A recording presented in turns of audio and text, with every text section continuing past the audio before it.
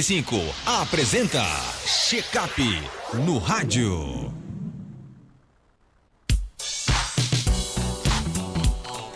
Check-up no rádio com o médico veterinário Dr. Robson Góes. Seja bem-vindo aqui ao nosso Panorama 95, Dr. Robson. Bom dia. Bom dia, Marcos. Bom dia, ouvintes. Prazer estar aqui mais uma vez, Marcos. Muito propício esse tema de hoje, porque nós estamos vivendo o período junino. Hoje é véspera de São João, né? E quais são os riscos de acidentes em cães e gatos nesse período? Marcos, os riscos são enormes, né? Antes da gente começar a falar do risco, eu já queria inicialmente convidar ao pessoal a participar do Arraial da Veteripet, né? Iremos amanhã, sábado, fazer uma confraternização lá na clínica, onde terá estoura balão, teremos sorteio de brindes, né? Distribuição de brindes, vermifugação gratuita.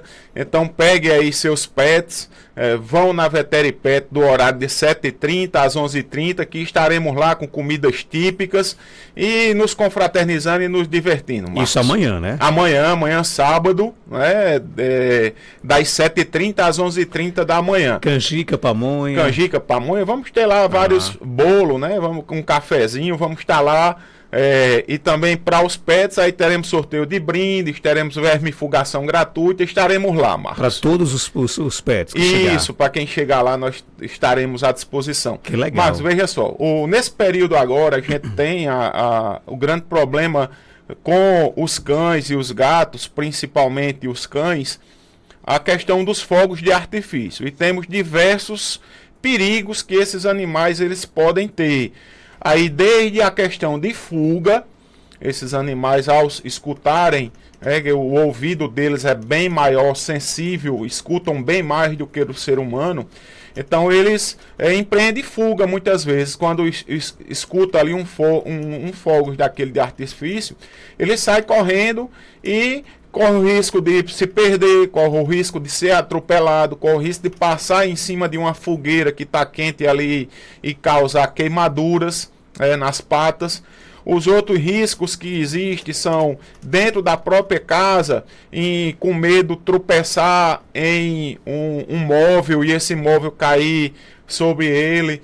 Tem o risco de se esconder, por exemplo, a minha cadelinha, ela tem a mania de, quando escuta um fogo, se esconder atrás da geladeira. É o canto que ela encontrou de refúgio. Então ali ela pode levar um choque, né? Pode ficar presa, pode causar vários acidentes. E isso daí é a maior preocupação que a gente tem. O que é que a gente pode orientar essas pessoas que têm seus animais nesse período? Coloque um chumaço de algodão. Sempre a gente fala, nos períodos festivos que tem fogos, a gente sempre fala isso. Coloque um chumaço de algodão no ouvido desses animais, né, que aí já diminui a penetração desse som. Coloque eles em um local seguro, onde eles se sintam confortáveis e onde tenha o menor risco de acidente, onde não tenha possibilidade de nenhum objeto cair, né, por cima deles, né. A outra dica que a gente dá é: coloque um som. Se for de televisão, coloque uma música clássica, coloque tiver um sonzinho ambiente, coloque um som naquele local, que vai fazer com que também aquele som iniba o outro som dos fogos de artifício. E com isso aí a gente consegue fazer com que esses animais, esses cães e esses gatos, passem por esse período doloroso, né, auditivo, já que a dor maior vão ser nos ouvidos desses animais, e consequentemente tenha um bom sono, uma boa qualidade de vida para eles, e também as pessoas sofram menos, já que, se não se prevenir, vai existir a possibilidade de ocorrer acidentes, e esses acidentes nesses períodos, né, que seja trauma, que seja fuga ou que seja queimadura, são de difícil atendimento e, consequentemente, esses animais vão ficar em sofrimento. Agora, se a gente, até perguntei aqui fora do ar, se a gente escuta, por exemplo, qual é a sensação do animal ao ouvir, por exemplo, um fogo de artifício, ele é quantas vezes maior do que o ser humano? É bem vezes maior, Marcos. Tem estudos que mostram que a do cão é 50 vezes maior, a do gato não sei quantas vezes maior ainda.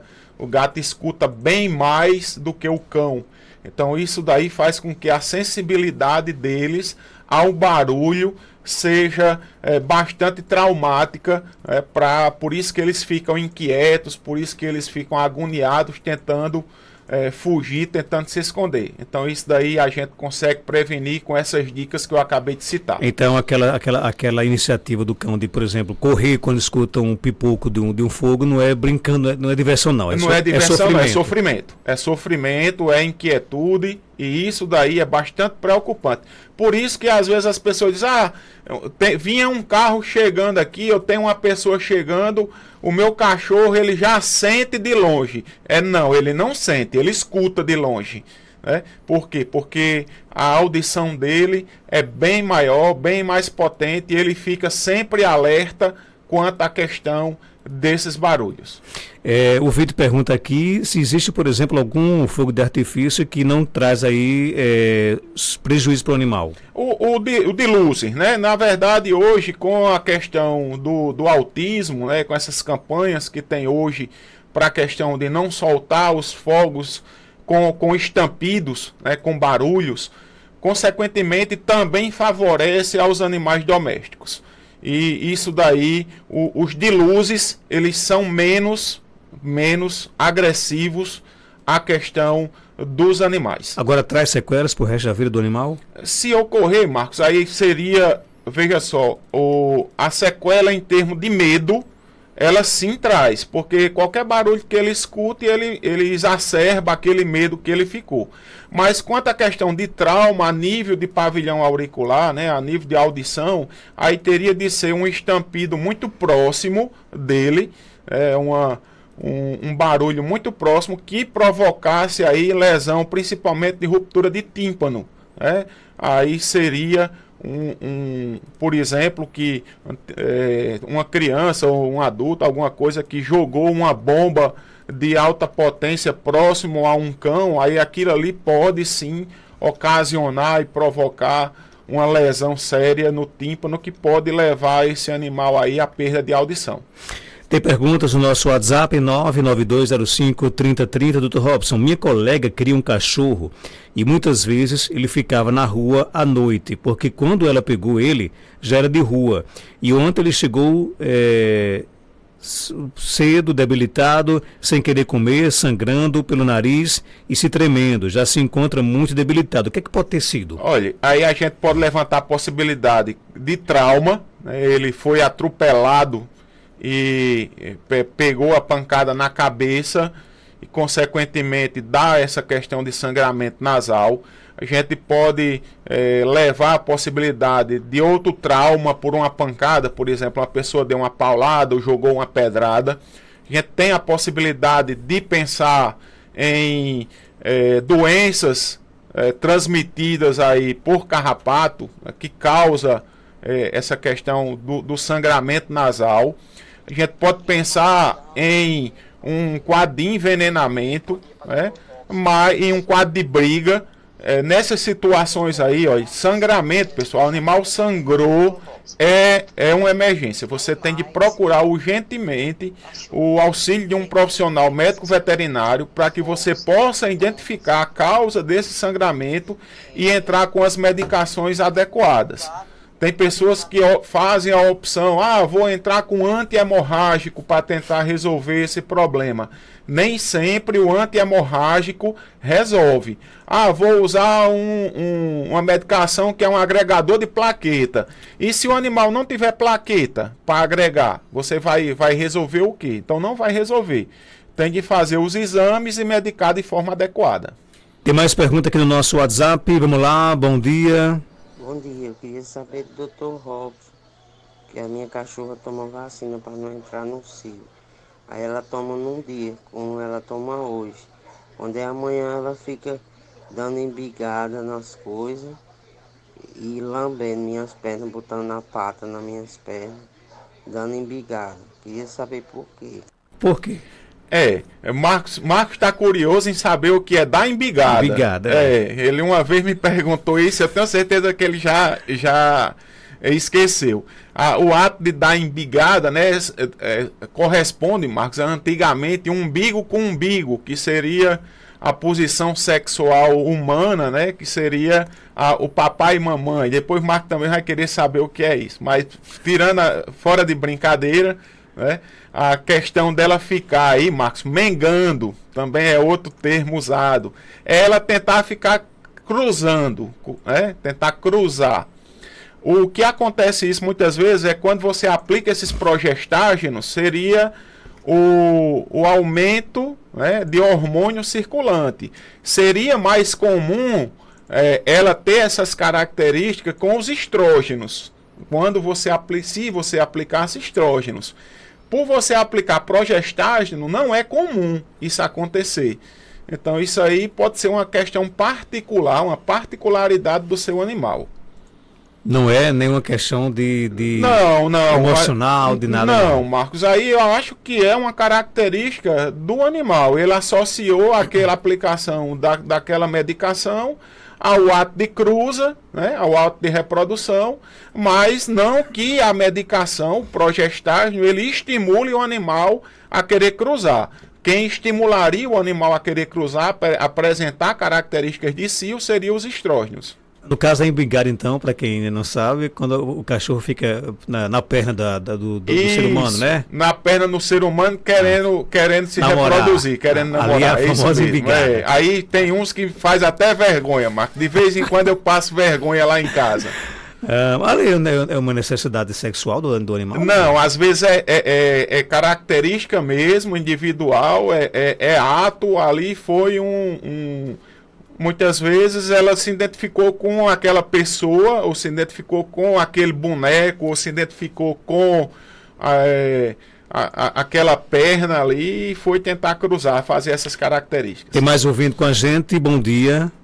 Bom dia, Marcos Dampa, bom dia a todos os ouvintes, bom dia para o Dr. Robson. Marcos, eu gostaria de fazer uma pergunta ao Dr. Robson. Animais, cachorro, tem muito medo dessas coisas mesmo, de fogos, de bombas. O gato, eu tenho um gato aqui em casa que ele tem pavor a esses tipos de barulho. Ele é bem mimado, é um gato bem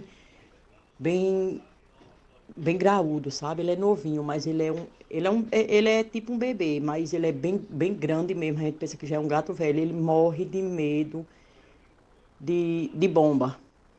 E outra coisa, eu gostaria de saber também, porque tem várias pessoas que já soltam para assustar os bichos, né?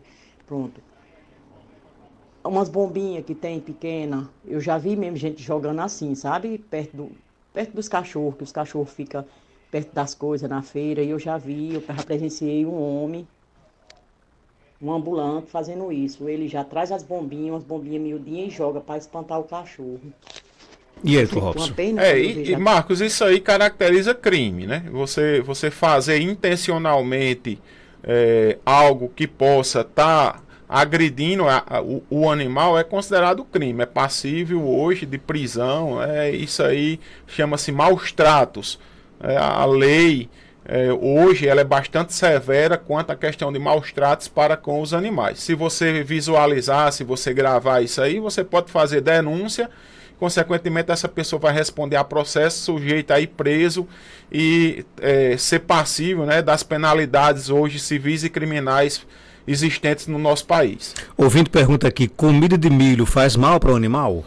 Marcos, não existe nenhuma restrição quanto à comida de milho. Eu sempre gosto de dizer, o milho ele não causa nenhum problema de saúde para os animais. O que eu sempre gosto de dizer é, se seu animal for acostumado a comer milho, pode dar a ele, não vai ter problema nenhum. Agora, se ele não é acostumado, aquele pedacinho de pamonha, aquele pedacinho de milho assado pode causar uma gastroenterite, pode causar uma enterite, e esse animal começar a vomitar, começar a ter diarreia, desidratar, ter uma infecção bacteriana secundária e, consequentemente, ele pode até ir a óbito em virtude desse simples pedacinho que você deu. E se ele for alérgico, não. Aí se ele tiver uma reação alérgica, aí já vem a um quadro mais grave que pode levar ele a um edema de glote, por exemplo, e consequentemente a óbito. O ouvinte pergunta aqui o que dar para tranquilizar meu animal nesses estresses. Isso, existem algumas medicações que hoje utiliza-se, elas não são medicações de uso instantâneo,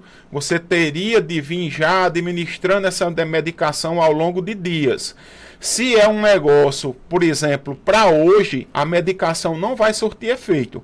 O que vai surtir efeito são as dicas de colocar algodão no ouvido, colocar ele em um local seguro, ligar música no ambiente, para que ele, uma música clássica, uma música que tranquilize mais ele. Aí sim vai funcionar. Colocar ele em ambiente seguro e que ele não tenha a possibilidade de fuga nesse ambiente. Dr. Robson Góes, ele é médico veterinário, está na Clínica Veteripet, na Rua Augusta Monteiro, 569, Centro de Caicó, telefone 3421-1263. Você pode seguir inclusive o Instagram, @Veteripet, que vai realizar amanhã um grande arraiá junino, né? Isso, amanhã, pessoal, quem quiser participar, pode ir lá na Veteripet das 7h30 às 11h30, que estaremos lá com sorteio de brindes, estoura balão, pescaria, né? Vermifugação gratuita, um bolinho com a canjica, pamonha. Então estaremos lá aguardando, Marcos, e também agradecer as pessoas que nos seguem no Instagram, né? O Instagram da clínica. Aí sempre a gente está trazendo dicas e orientações para as pessoas que lá nos seguem. E vamos lá amanhã comer uma canjiquinha lá, viu? Bora lá, tá convidado, viu, Marcos? Fazer um flash ao vivo lá no arraiá da Veteripet. 8h02, conversamos com o Dr. Robson Góes aqui no quadro